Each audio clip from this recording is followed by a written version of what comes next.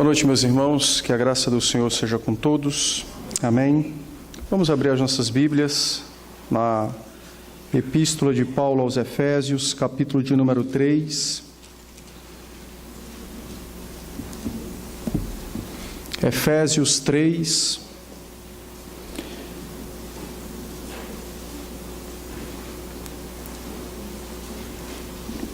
Nós vamos ler os versos de 14 a 21, estamos expondo esse texto.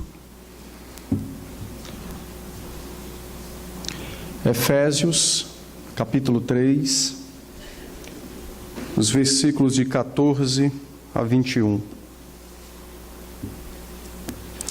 Diz assim a palavra do Senhor: Por esta causa me ponho de joelhos diante do Pai, de quem toma o nome toda a família, tanto no céu como sobre a terra, para que, segundo a riqueza da sua graça, da sua glória, vos conceda que sejais fortalecidos com poder, mediante o seu Espírito no homem interior. E assim habite Cristo no vosso coração pela fé, estando vós arraigados e alicerçados em amor, a fim de poderdes compreender com todos os santos qual é a largura e o comprimento e a altura e a profundidade, e conhecer o amor de Cristo que excede todo o entendimento, para que sejais tomados de toda a plenitude de Deus. Ora, aquele que é poderoso para fazer infinitamente mais do que tudo quanto pedimos ou pensamos, conforme o seu poder que opera em nós, a ele seja a glória na Igreja e em Cristo Jesus, por todas as gerações e para todo sempre. Amém. Vamos orar? Senhor, a sua palavra foi lida e desta feita com o propósito da pregação. Ilumina o nosso coração, a nossa mente, para ouvir a sua santa voz. Ilumina o nosso coração para ouvir, para discernir e guardar aquilo que o Senhor falará a nós. E desta feita, transforma então o nosso caráter, o nosso coração, segundo a sua vontade, revelada a nós pela sua palavra. Dá graça então aos teus servos, pastoreia, anima, corrige, fortalece, visita-os com o teu santo e maravilhoso Espírito, falando a eles poderosamente pela palavra. A esse teu servo tem misericórdia, que minhas falhas, meus pecados não sejam impedimentos para que o teu povo ouça a sua santa voz. Pelo contrário, que o ministro interno, o Espírito Santo, use então o ministro externo, esse que fala com o Senhor, a fim de que o seu nome seja exaltado e que a sua igreja ouça a sua maravilhosa voz. Essa é a nossa súplica, é o nosso desejo. Em Cristo Jesus nós o entregamos ao Senhor. Amém. Amém. Os irmãos devem lembrar que nós estamos expondo esse texto e nós já vimos que essa perícope ou essa sessão trata-se de uma oração. Vimos que essa oração dividiu-se em 3 partes: a introdução, 3 pedidos e a conclusão, que está nos versos 20 e 21, que é o que nós trataremos hoje. Vimos também que nessa oração, ao apresentar os seus pedidos ao Senhor, não apenas por si, mas pela Igreja dos Efésios e de modo específico ou abrangente por todos os crentes, o apóstolo Paulo apela ao Senhor, tratando sobre a perseverança dos santos, quando ele pede a Deus que fortaleça os crentes pelo seu Espírito, pela habitação de Cristo, pelo conhecimento do amor de Cristo, e que sejam tomados da plenitude de Deus, que é então a conclusão ou a salvação de cada um dos santos.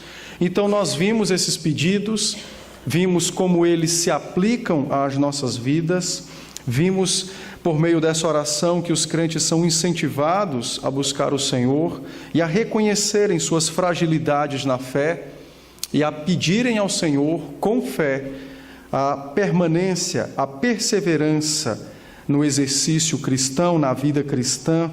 Vimos que os crentes são exortados a buscar com afinco o reino dos céus e que Cristo conquiste seus corações a cada dia.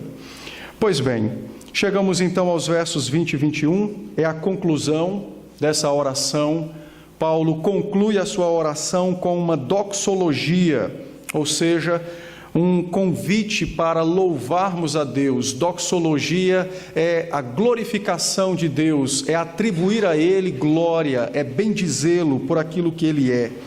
E é interessante, nesses versos 20 e 21, quando ele dá a razão para glorificarmos a Deus, olhando para tudo o que Ele já nos disse, ele diz: aquele que é poderoso para fazer infinitamente mais do que tudo quanto já pedimos. Ele é poderoso para fazer infinitamente mais do que tudo isso, conforme o seu poder que opera em nós. A Ele seja a glória. A doxologia consiste então no reconhecimento e no louvor que compete aos crentes atribuírem a Deus. Doxologia não é uma argumentação de que nós precisamos louvar a Deus. É exatamente o oposto. É exatamente os crentes reconhecendo aquilo que é próprio de Deus e por esta razão atribuem a Ele louvor. No verso 21, quando Paulo diz: a Ele seja a glória na igreja e em Jesus Cristo, Paulo diz o seguinte, ou toma duas testemunhas históricas e textuais daquilo que é próprio de Deus, a igreja e o próprio Senhor Jesus Cristo, a fim de nos convidar ou de nos incentivar, de nos fazer chegar ao Senhor e adorá-lo por aquilo que Ele é. Doxologia, então, muitas vezes utilizada como estrutura litúrgica nos cultos, é exatamente o desejo dos crentes, reconhecendo quem Deus é, de atribuir glória e majestade ao seu santo nome, ao seu santo ser. O apóstolo Paulo, então, examinando todas as maravilhosas manifestações da misericórdia de Deus para conosco, na pessoa de seu Filho, o Senhor Jesus Cristo, misericórdias essas demonstradas a nós, por exemplo, no capítulo 2, nos versos de 1 a 10, quando Paulo nos mostra quem nós éramos, filhos da ira, inimigos de Deus, e que agora fomos trazidos para dentro da família de Deus, fomos introduzidos num relacionamento íntimo com o Senhor, nós que antes o odiávamos, mas agora o amamos. Paulo então diz que esse grande privilégio da nossa redenção, do nosso relacionamento com o Senhor por meio de Cristo, deve mover os corações a se derramarem em adoração e exaltação ao seu Deus, devem fazer com que os crentes se prostrem e contemplem as maravilhas do Senhor reveladas a nós pela palavra e atribuam a Deus aquilo que é próprio dele, receber glória e louvor dos homens. É exatamente isso que o apóstolo fez nessa oração. Sua alma, ao observar, ao contemplar os atos misericordiosos e salvíficos de Deus em Cristo, sua alma então se tornou envolta, foi absorvida por essa graça infinita revelada na salvação. E certamente não havia outra maneira melhor de concluir a sua oração do que expressando toda a sua admiração e louvor ao Deus bendito, ao nosso Deus, ao Deus Salvador.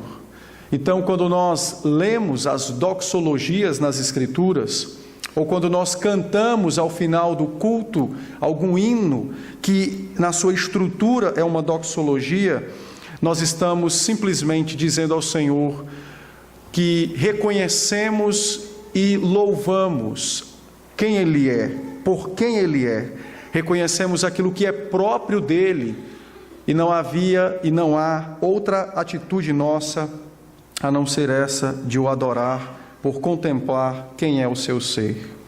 Essa doxologia, ela está dividida em 3 partes.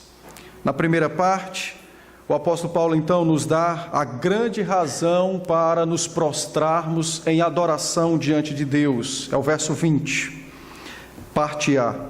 Segunda parte, Paulo então nos diz que esse Deus Todo-Poderoso atua nos crentes pelo seu poder. E em último lugar, verso 21, Paulo diz então que a igreja é constituída em Jesus Cristo para a glória de Deus, tanto na terra quanto nos céus. Nós vamos seguir então a estrutura que o próprio apóstolo nos dá e vamos expor então o texto dessa forma.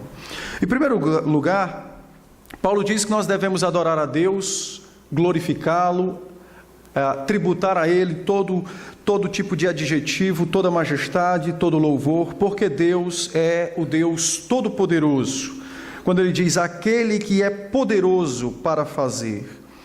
No grego, essa expressão poderoso é a expressão eu posso, ou eu sou capaz. E essa expressão eu posso, ela é um verbo que se encontra no particípio médio. No grego tem o ativo, o passivo e o médio. A ideia do médio é a ideia de fazer algo para si próprio.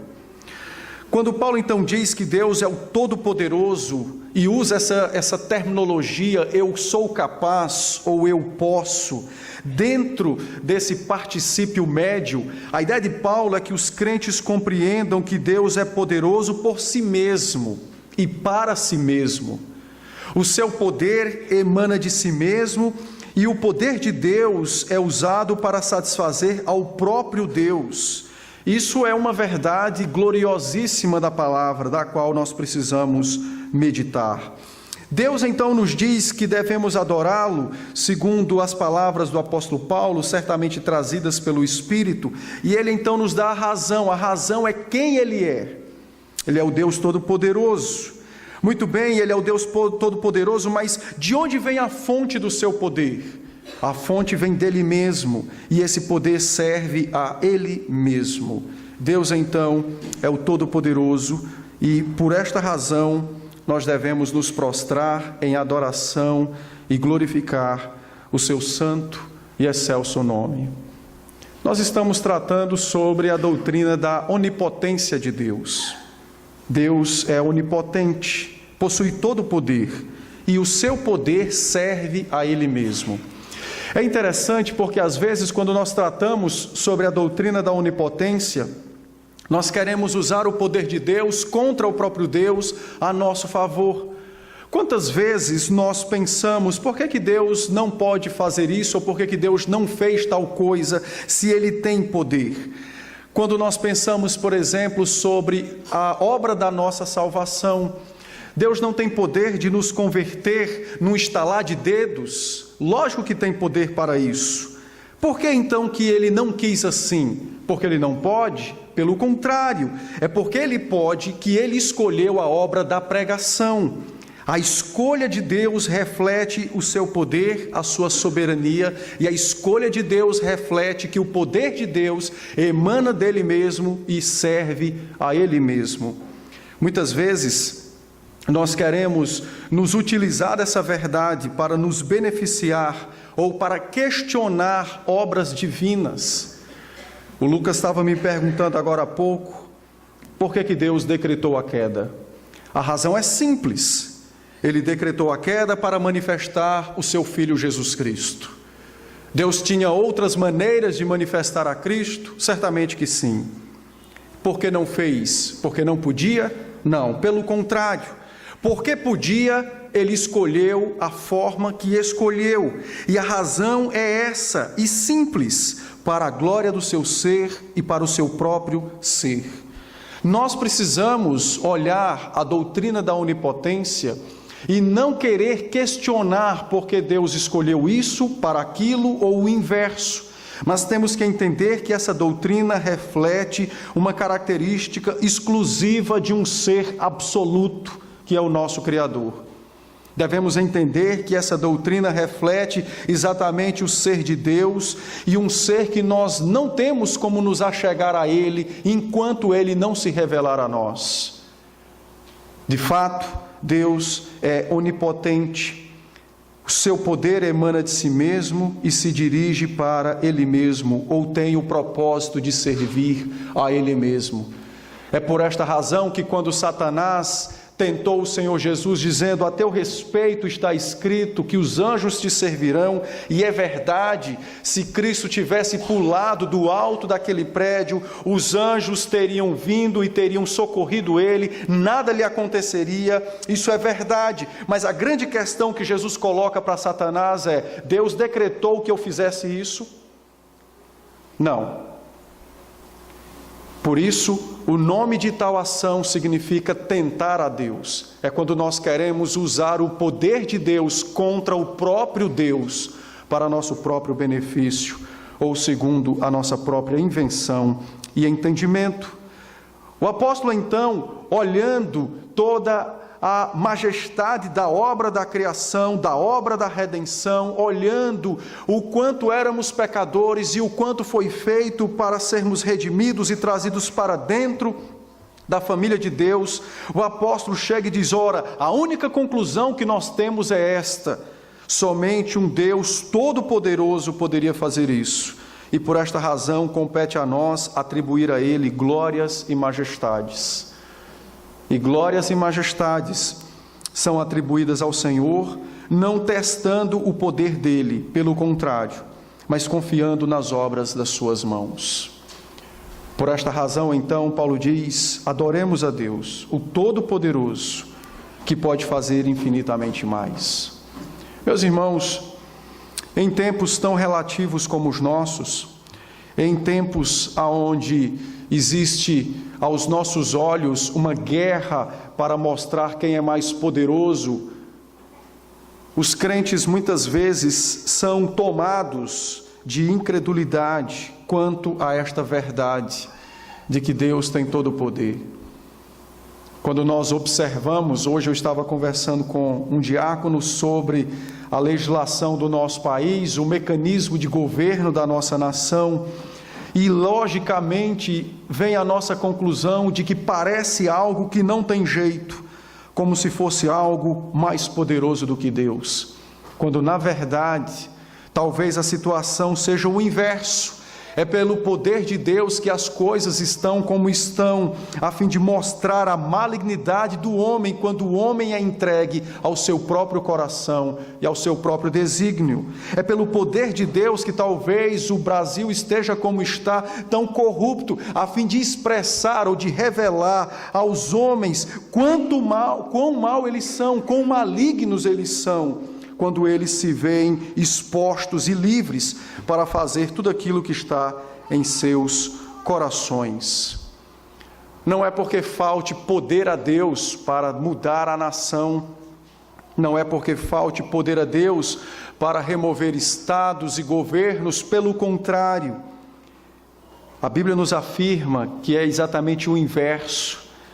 É pelo poder de Deus que talvez tais coisas permaneçam e sejam como são, a fim de despertar a igreja para a pureza e santidade, a fim de mostrar aos homens a malignidade de seus próprios corações, para quando no dia do juízo eles se apresentarem diante de Deus, não haver nenhum tipo de desculpa, não haver nenhum tipo de argumento, não haver ninguém que possa se justificar, se desculpar.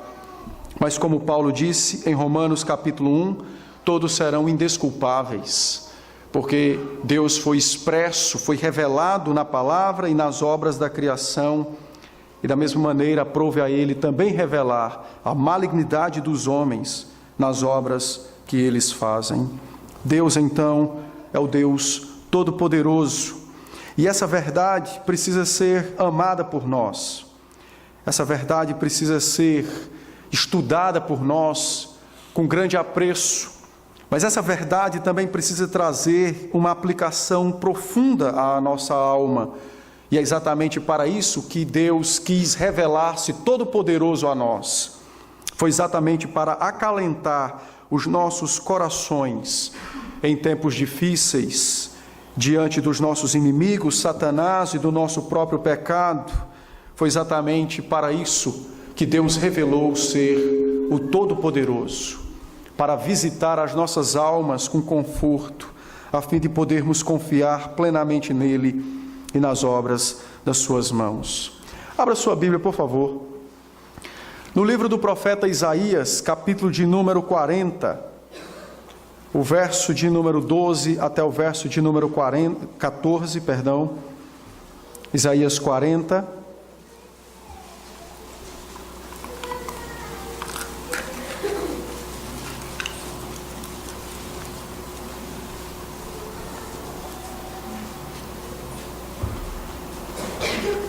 Os versos de 12 a 14, uma descrição da majestade divina nos é feita e diz: quem na concha de sua mão mediu as águas e tomou a medida dos céus a palmos? Quem recolheu na terça parte de um éfa o pó da terra e pesou os montes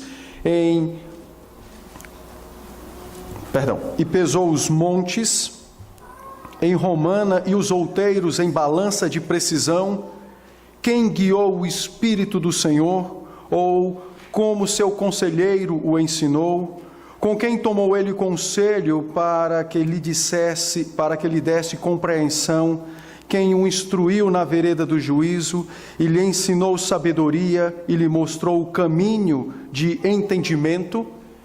E se você prosseguir lendo o texto, você verá então, de modo cada vez melhor e maior e mais nítido, uma manifestação do poder de Deus, da onipotência divina. Essa verdade gloriosa do poder de Deus veio para confortar nossos corações. Deus é poderoso para nos salvar.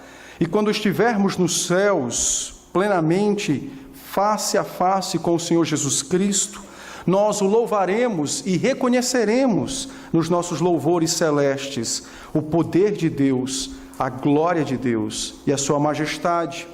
No livro do Apocalipse, no capítulo de número 7, diz então a primeira voz do livro, registrada no capítulo 14, os crentes bendizendo: dizei em grande voz, temei a Deus e dai-lhe glória, pois é chegada a hora do seu juízo, e adorai aquele que fez os céus e a terra, o mar e as fontes das águas.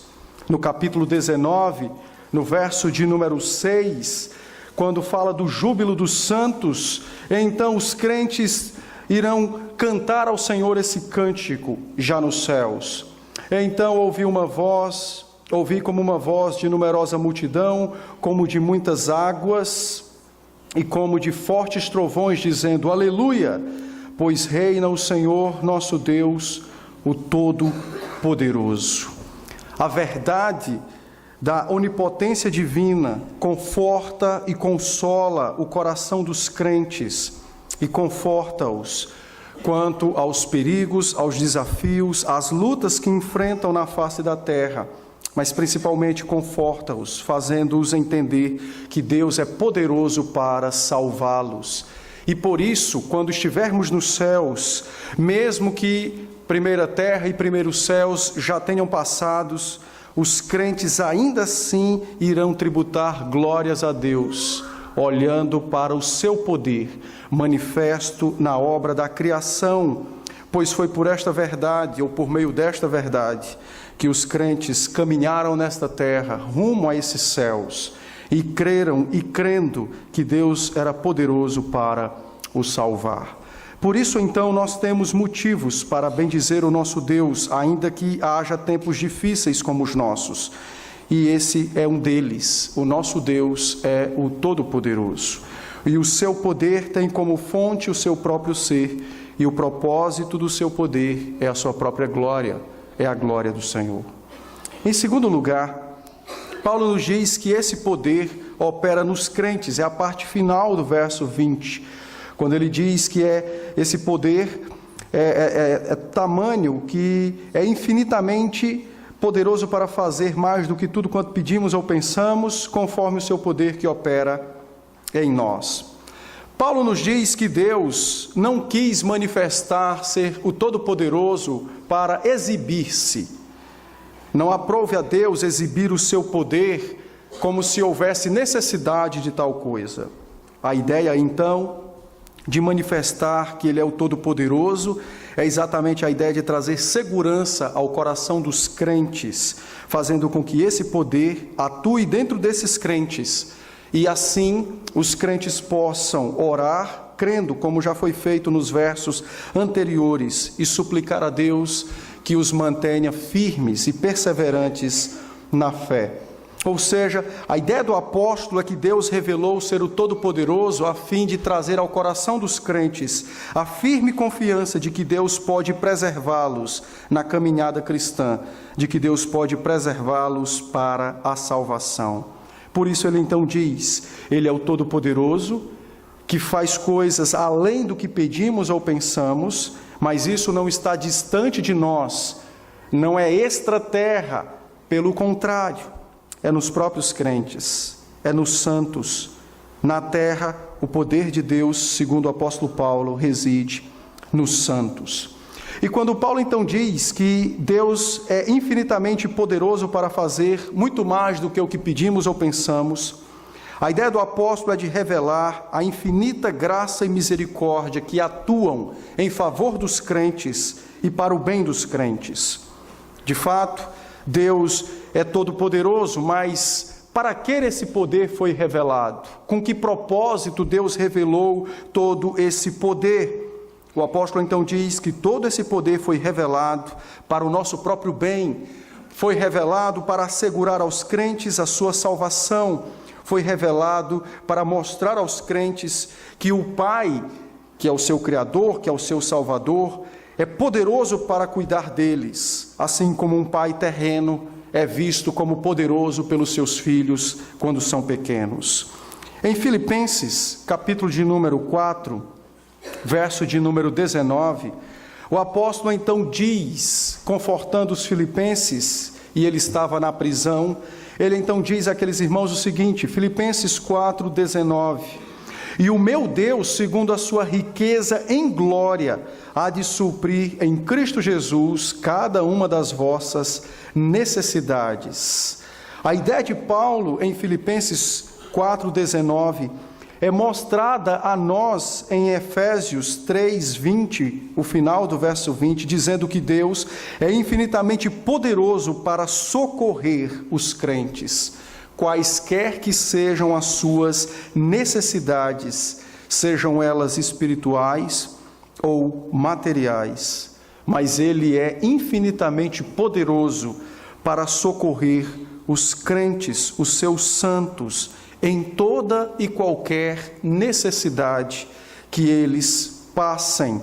É por esta razão, por exemplo, que no Evangelho de Mateus, capítulo 6, o Senhor Jesus, confortando os discípulos quanto a um mal da humanidade, a ansiedade, ele então diz a partir do verso 30, que Deus revelou o seu poder ao trazer lírios sobre a face da terra, ao embelezar a terra com uma planta que quando o sol sai, ela seca e morre.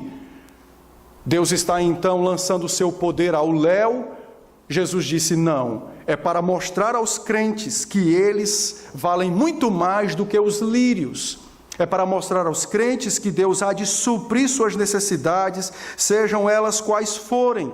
É para mostrar aos crentes, pela ação do seu poder revelada na criação, que eles podem depender dele em todas as circunstâncias da sua vida. Deus então revelou o seu poder a fim de cativar o nosso coração para perto dele, em dependência, em confiança, a fim de nos ensinar que nós de fato podemos depender dele em todas as coisas. É como se Deus estivesse nos mostrando que ele tem capacidade de gerenciar a nossa vida, tem capacidade de gerenciar toda a nossa existência, e ele faz isso, revelando o seu poder na obra da criação, e nesse caso, do texto que nós estamos considerando, revelando o seu poder na obra da salvação. Quando o apóstolo então contempla toda a obra da redenção, a vinda do Senhor Jesus, sua encarnação, seu nascimento virginal, sua morte e ressurreição, a única coisa que o apóstolo pode dizer é exatamente esta: glória ao Deus Todo-Poderoso que me salvou. Aprove a esse Deus Todo-Poderoso trazer a mim algo extremamente glorioso.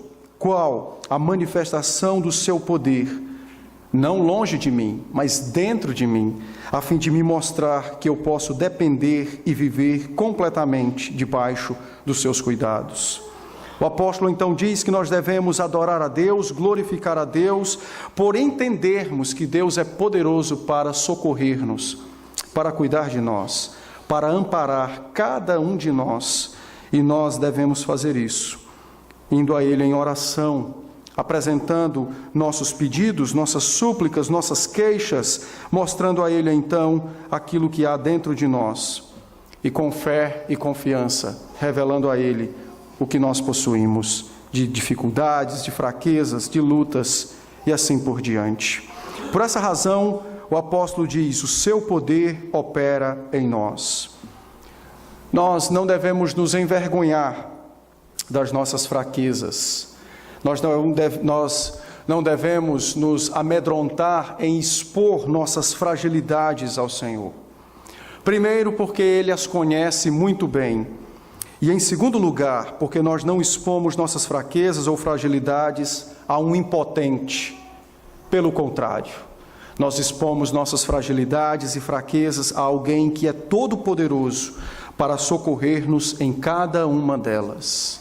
Por isso, na jornada cristã, nessa caminhada que nós temos dessa terra até o reino dos céus, o apóstolo então nos incentiva a suplicar a Deus: faze-nos perseverantes na fé, Senhor, porque somos fracos e ao longo da jornada podemos nos desviar do Senhor. Essa súplica não pode ser feita com vergonha, com timidez, pelo contrário, tem que ser feita com grande confiança, com intimidade, porque nós a fazemos ao nosso Deus, ao nosso Pai, e nós a fazemos a alguém que verdadeiramente pode suster-nos, pode sustentar-nos e pode preservar-nos. Nós não devemos ser tímidos, meus irmãos, em nossas orações, quando vamos apresentar ao Senhor as nossas debilidades. Pelo contrário, deveríamos ser mais ávidos em apresentar nossas debilidades ao Senhor, porque Ele é poderoso para nos socorrer em cada uma delas. E aí, então, é necessário nos perguntarmos: nós temos feito isso? Nós temos ido ao Senhor em oração com grande confiança e temos apresentado as nossas fragilidades, debilidades, e temos suplicado a Deus pela operação do seu poder em nós e na nossa família? Ou nós temos buscado viver por nossa própria força e esforço? Nós precisamos parar e meditar sobre isso. Deus nos convida a depender dEle como filhos, reconhecendo a majestade do seu poder em nós, trabalhando em nós, para nosso bem e para nosso conforto. Em terceiro lugar, o apóstolo então diz no verso 21, a Ele seja a glória na igreja e em Jesus Cristo, por todas as gerações e para todos sempre. Amém. Devemos glorificar a Deus porque nós fomos constituídos para isso. Esse é o propósito da existência da igreja. A glória de Deus. Devemos glorificar a Deus porque a igreja foi constituída, os crentes foram salvos para render louvores ao Senhor. E é interessante porque essa é a única vez no Novo Testamento em que igreja e Jesus Cristo, os termos são colocados dentro de uma doxologia. É a única vez.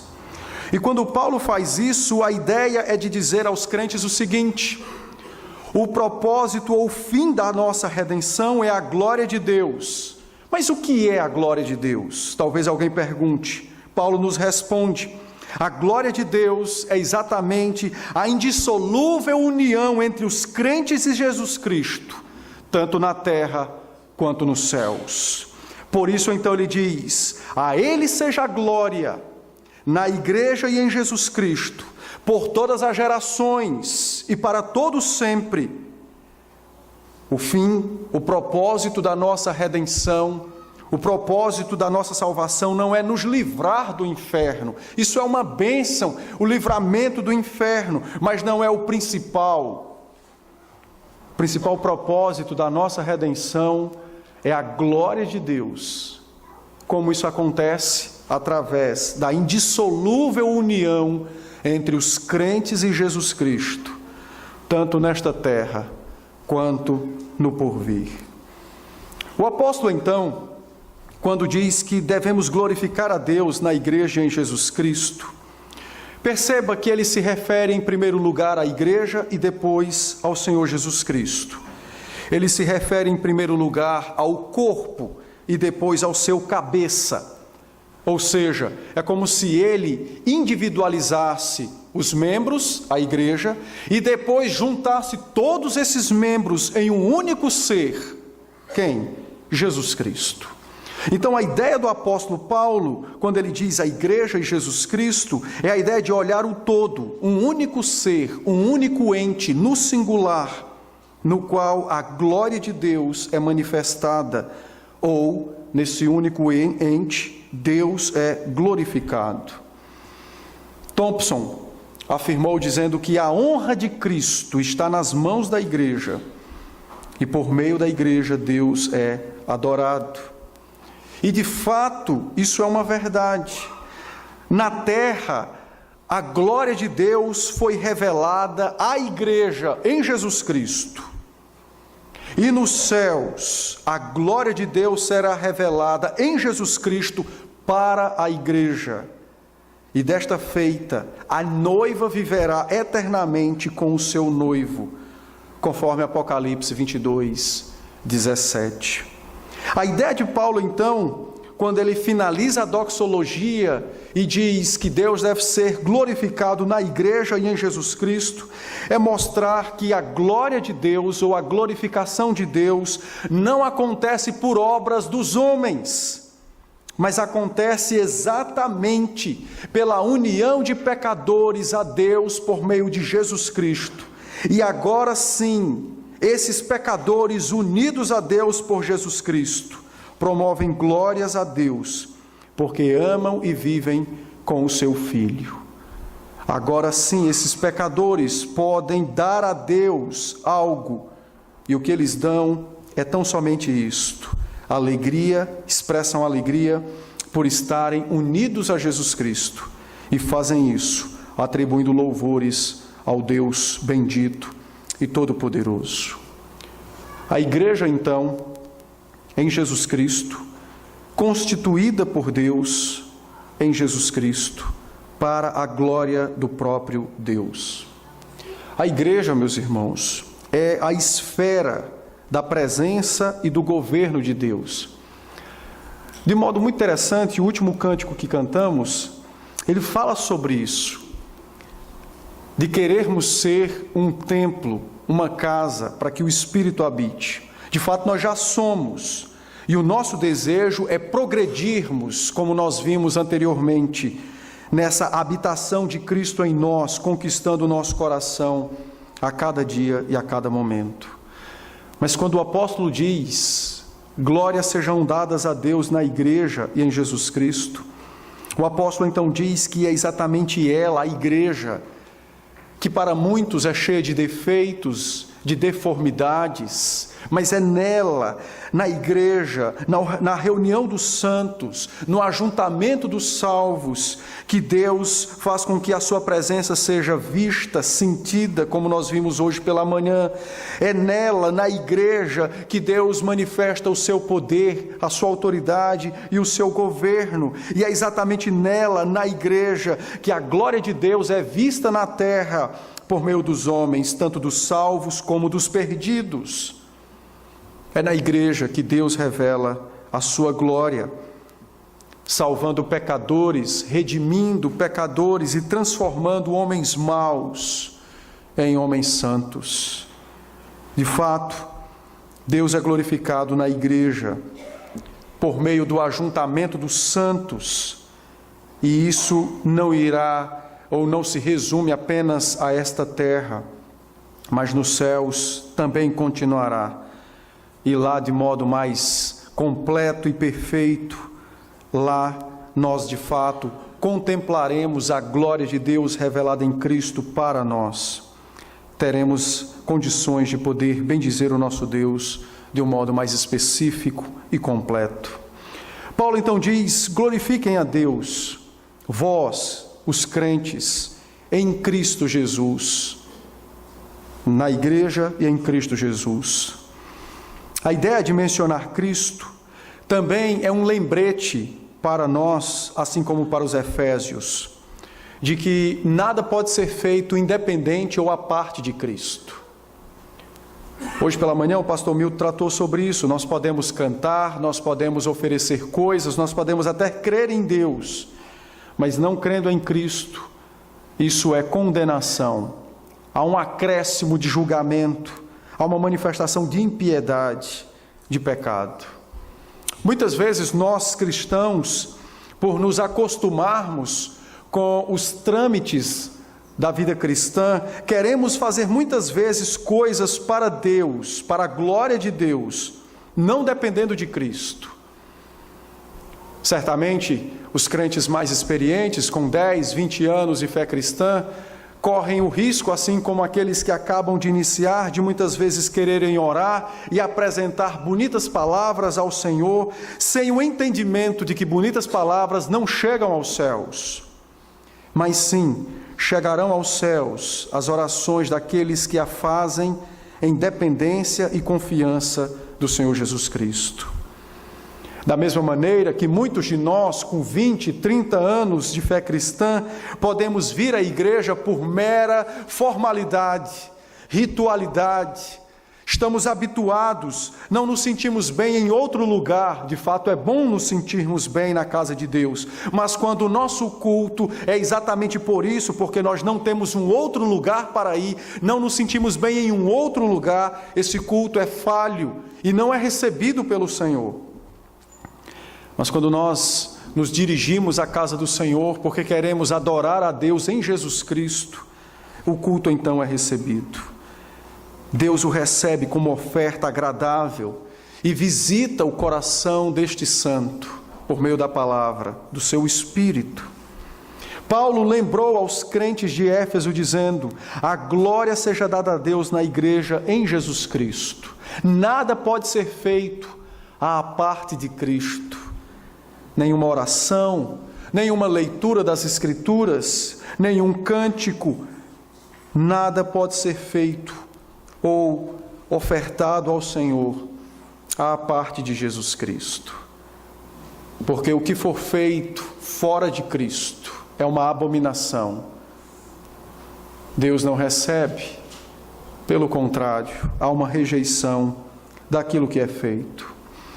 Quando Paulo cita igreja e Jesus Cristo, mostrando então que há uma unidade entre eles, que a igreja só é igreja por causa de Cristo, ela é o corpo de Cristo e por isso então ela pode adorar a Deus. Paulo lembra aqueles irmãos de que só é possível glorificar a Deus por Cristo e a razão é simples. Em primeiro lugar, porque Cristo é o mediador da atividade divina na terra. Sem Jesus Cristo não há atividade divina na terra. No Antigo Testamento, Deus se manifestou por meio do seu Filho pré-encarnado.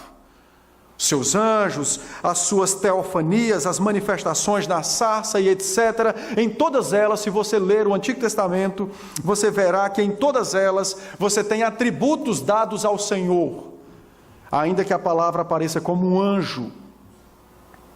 E a razão é simples. É uma manifestação divina por meio do Cristo ainda não encarnado.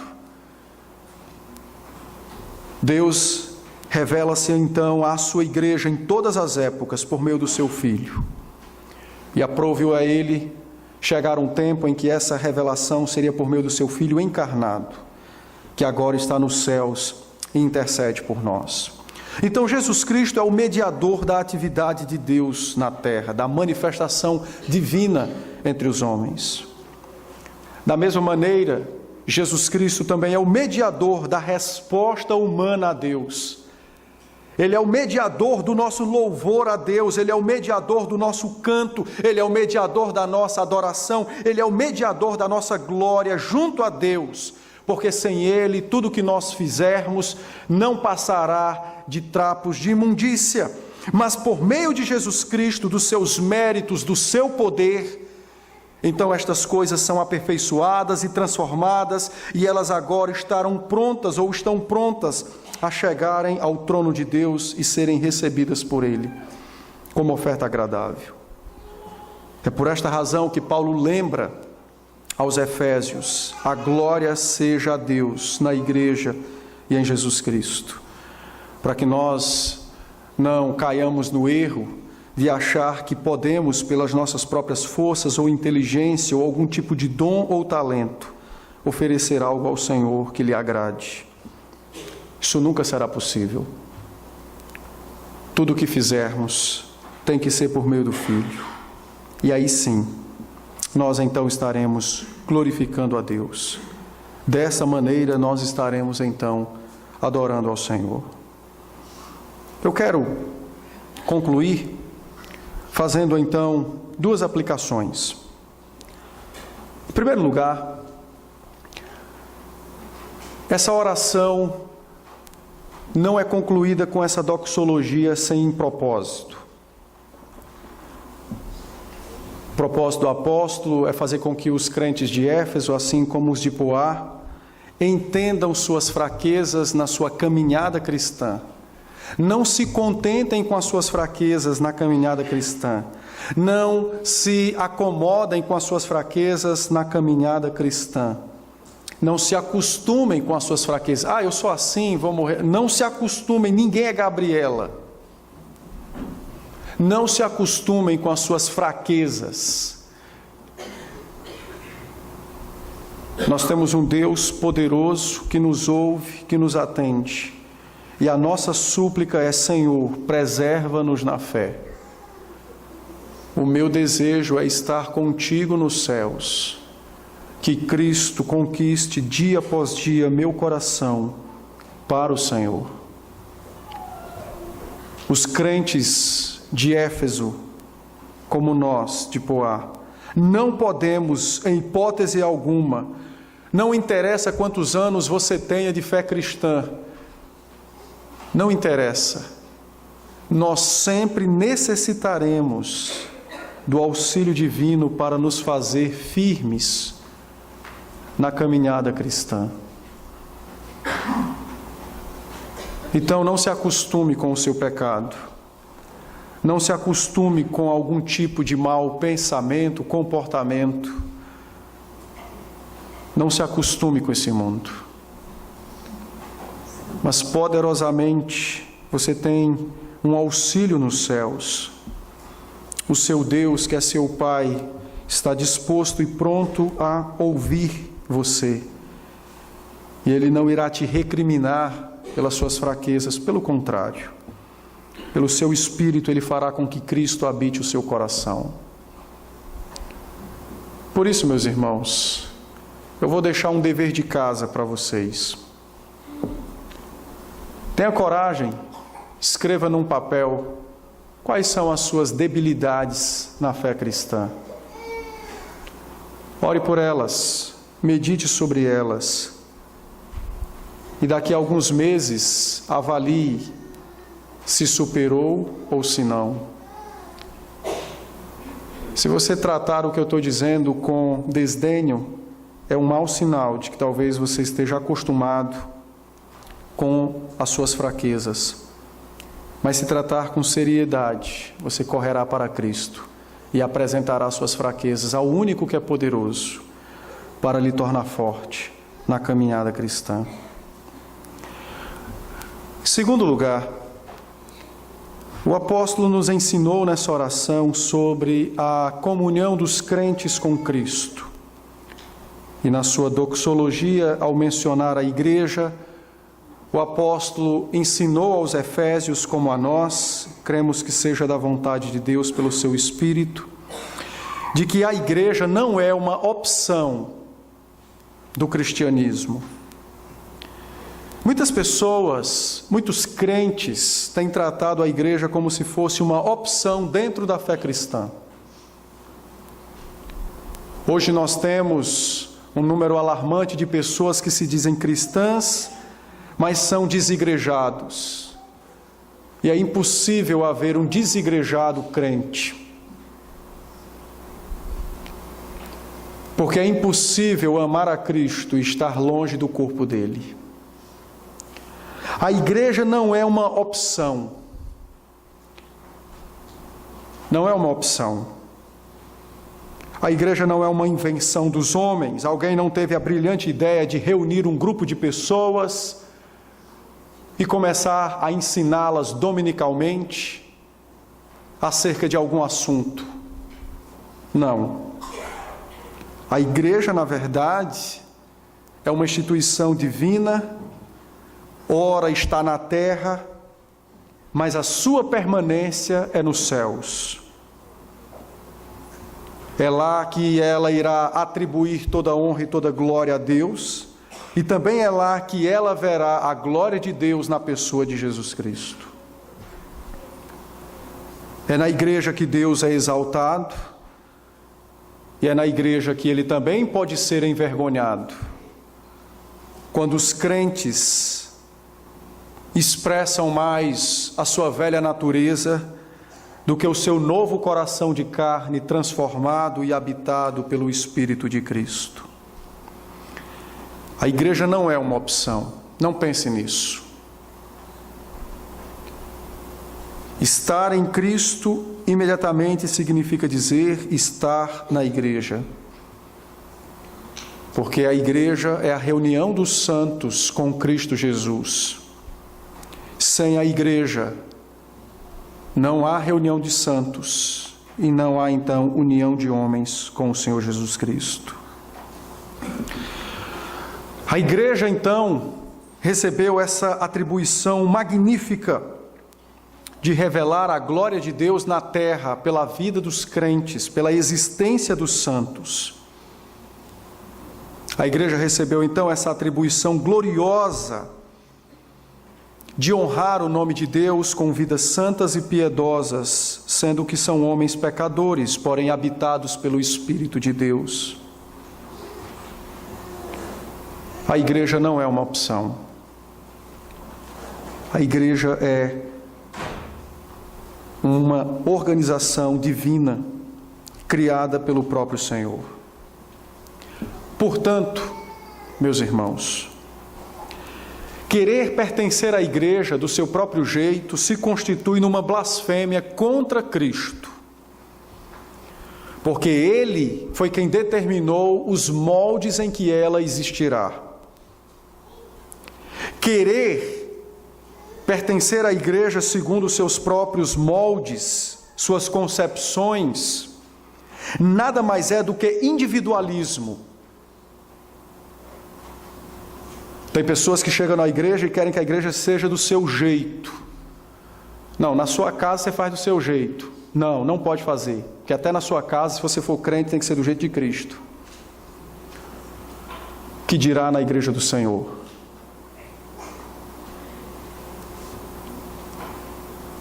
Ser membro do corpo de Cristo e pertencer à igreja de Cristo na face da terra é uma grande honra. Se cremos em Cristo, não há opção. E se cremos em Cristo, temos que nos submeter a Ele e viver na igreja segundo os seus parâmetros e os seus moldes. Não é à toa, e eu faço um desafio a qualquer um de nós que aqui estamos. Pode procurar as pessoas que já saíram da igreja e veja se elas não irão apontar esses erros. Individualismo, egoísmo, arrogância e o pior de todos eles, relacionamentos superficiais, que é uma palavra bonita, mas que traduz hipocrisia. Por que isso acontece? Porque nós não queremos nos submeter ao Deus Todo-Poderoso na pessoa de seu Filho, o Senhor Jesus Cristo, que nos uniu a Ele e uns aos outros num corpo chamado Igreja na face da terra, para vivermos como Ele quer, para vivermos segundo sua determinação. Certa feita, no Evangelho de João, capítulo 14, os discípulos preocupados em como dariam testemunho de Cristo ao mundo, Jesus disse no verso 15: se vocês se amarem, o mundo saberão que vocês são meus. E o oposto também é verdadeiro. Se vocês se odiarem, forem hipócritas, arrogantes, egoístas e individualistas, o mundo também saberá que vocês não são meus.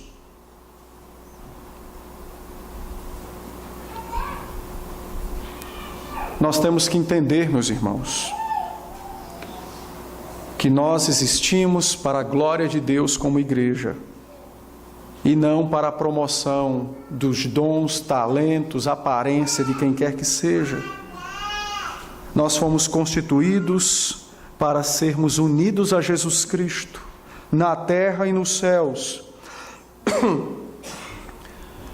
e não para evidenciar nosso individualismo, egoísmo, arrogância,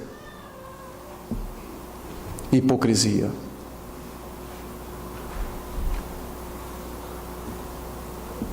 Certamente nós vamos voltar para nossas casas agora. E nós precisamos colocar nossa cabeça no travesseiro e refletir. Eu, como crente, membro de Cristo e da Igreja de Cristo, o glorifico, lutando contra meus pecados e progredindo na transformação de meu coração segundo o caráter de Cristo? Ou eu o envergonho com meus pecados, com meu individualismo, egoísmo, arrogância, hipocrisia e tantas outras coisas mais? Nós fomos chamados para glorificar a Cristo. E esse é o fim da nossa salvação, o seu propósito, tanto na terra quanto nos céus. Que Deus nos dê graça para glorificarmos a Ele, por meio de vidas santas, por meio dessa união indissolúvel entre nós e Jesus Cristo, por meio dessa grande presença divina em nós pelo seu Espírito e do seu poder que atua em nós. Que Deus nos dê graça e seja conosco. Amém? Vamos orar. Senhor, dá-nos graça de podermos verdadeiramente em Teu Filho glorificar e adorar o Teu nome. Nós lemos na Sua palavra um convite glorioso que nos foi feito, de tributarmos glórias e majestades ao Senhor. Certamente, o Senhor é merecedor de tudo o que nós podemos fazer, e certamente tudo isso será pouquíssimo, talvez nada, comparado à glória que o Senhor mesmo possui pelo seu próprio ser. Entretanto, foi de sua vontade honrar-nos com esta atribuição de podermos louvá-lo e bendizê-lo pelo seu poder, por esse poder que nos sustenta e nos preserva, e por sermos a esfera da manifestação da sua glória e do seu governo na face da terra. Por isso, ajuda-nos então a te bendizer, a te adorar, a viver para o Senhor, a glorificar verdadeiramente o teu nome, com corações transformados pela presença do Espírito, corações ganhos todos os dias pelo Senhor Jesus Cristo para ti mesmo, a fim de mostrarmos a este mundo que somos teus, não pelo que fazemos, mas exatamente pelo que somos, santos, redimidos, transformados e habitados por ti. Seja, ó Deus, conosco e com essa igreja, santa igreja do Senhor, e ajude-nos a impactar o nosso bairro e a nossa cidade com vidas santas, Certamente os ímpios perguntarão por que somos assim, e nós poderemos anunciar a Cristo e dizer: Cristo operou essa mudança em nós. Faze isto, Senhor, para que o Teu nome seja exaltado e glorificado em nossa vida e em nossa cidade, e para que os Teus eleitos, dos quais nós ainda não conhecemos, sejam alcançados para a salvação, e que nós sejamos instrumentos para isso, a começar dos nossos filhos. Em nome de Cristo, faz isto em nós, para a glória do Senhor, para a glória do Senhor Jesus, para a glória do Teu Espírito. É que nós oramos. Amém.